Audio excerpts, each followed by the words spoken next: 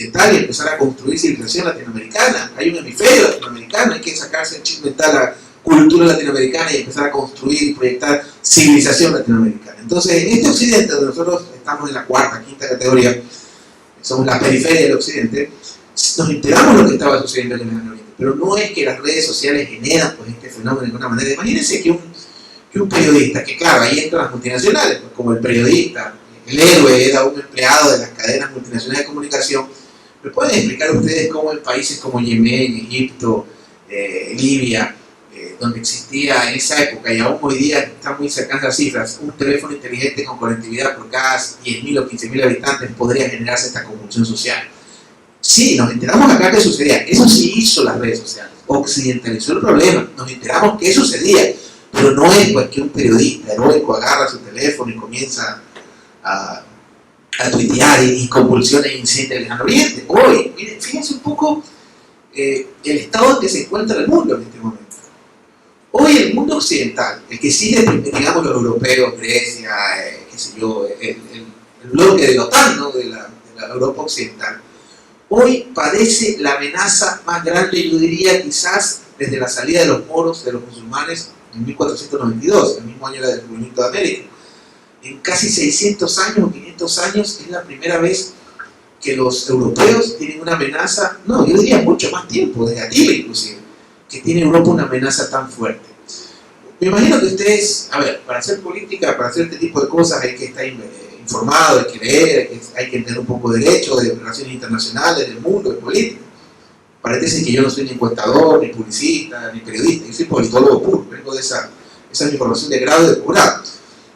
Entonces, hoy el mundo occidental sobre todo, vive su etapa más peligrosa en casi más de 1000 años, que nunca los europeos habían tenido en la otra orilla a la amenaza del mundo moderno, a la amenaza de turno. El problema que ustedes están viendo hoy día, los refugiados sirios, que es solidaria que es Europa cuando no son nepalíes, cuando no son marroquíes, cuando no son etíopes, etc. Pero esa amenaza que está viviendo hoy día Europa, nunca la había vivido, no la había vivido en 1000 años. El tener ya en la otra orilla del Mediterráneo, si ustedes se fijan, desde la orilla del Mediterráneo, Grecia, etc., Italia, al frente tienen el Estado Islámico. Eso no sucedía, esa amenaza no tenía Europa de tener en la otra costa una amenaza tan latente como porque el terrorismo es una amenaza más peligrosa que un Estado. Cuando un Estado formal te declara la guerra o te ataca con un ejército regular, el terrorismo es como un microbio, no lo ves, no sabes de dónde sale, no tiene a quién culpar. Entonces finalmente, producto de esta primavera que terminó siendo una pesadilla o un invierno del Medio Oriente, se generó este fenómeno que es una gran mentira que fueron las redes sociales o que fue una cadena la que generó esta convulsión. Todo lo contrario. Lo que sí pasó, como les digo, fue que nos enteramos lo que pasaba por acá. Ahora, entonces ante este inicio, la pregunta sería, bueno, entonces, ¿qué onda con las redes sociales? ¿Qué se cambió? ¿Qué se aportan? Lo que sí sucedió, o lo que sí sucede, o lo que realmente está pasando, o lo que estamos padeciendo, creo yo, me estoy viendo, son los cambios en materia de velocidad de la información. Eso es lo que se ha cambiado y eso sí es a lo que hay que poner el asunto. ¿Qué significa cambios en la velocidad de la información? Y ahí sí yo podría ser bastante gráfico. En 20 años o en 15 años, el mundo en materia comunicacional cambió lo que no cambió en 50.000, 200.000, 100.000 años, quizás más. ¿En qué? En la velocidad de la información, en el ritmo de la información, en que usted puede hablar en tiempo real, en cualquier lugar de la Tierra, casi gratis, y cualquier sujeto. Eso hace, no 20, 30, hace 10, 15 años era impensable. Yo les pongo un ejercicio mental, que hubiera, bueno, yo lamentablemente, no digo lamentablemente, yo soy extremadamente bolivariano, admirador compulsivo del padre Bolívar. ¿Qué hubiera pasado si Bolívar y San Martín tenían WhatsApp? Hago esa pregunta, ese ejercicio mental. O si lo tropicalizamos al lugar, ¿qué hubiera pasado si Cáceres hubiera tenido, los caceristas, los guerrilleros que se escondían en la selva para combatir a los chilenos, hubieran tenido un grupo de WhatsApp? O sea, imagínense si Bolívar y San Martín tenían WhatsApp, ¿no? O si Lamar no era Granada, Margarito del Perú, ¿cómo se llama el otro presidente? Ya me acordaré.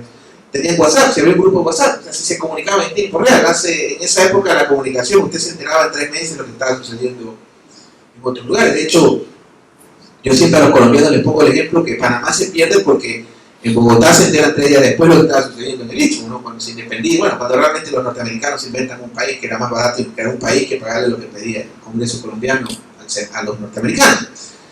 Entonces, eso es lo que ha sucedido en materia comunicacional.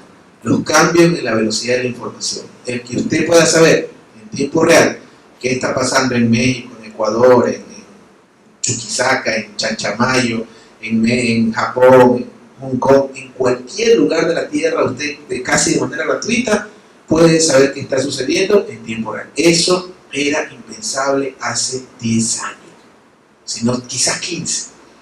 Y esos cambios, la velocidad, la información la ha sufrido en los últimos 20 años. Imagínense ustedes ese cambio comunicacional de manera radical. Entonces, lo que sí aportan las redes, ahí vendría aparte, es esos cambios, ¿no? Y yo siempre pongo el ejemplo que seguramente quienes bordean los 30 a los 40 años lo recordamos, ¿no? Y las personas que tienen mucho más edad también. Acuérdense cuando había una llamada de un pariente del extranjero, ¿no? ¿Se acuerdan que era todo un ritual? Nadie tocaba el teléfono fijo, la llamada llegaba, era como walkie-talkie, más o menos, era una cosa así inentendible. Terminaba la llamada y esa llamada costaba prácticamente un sueldo.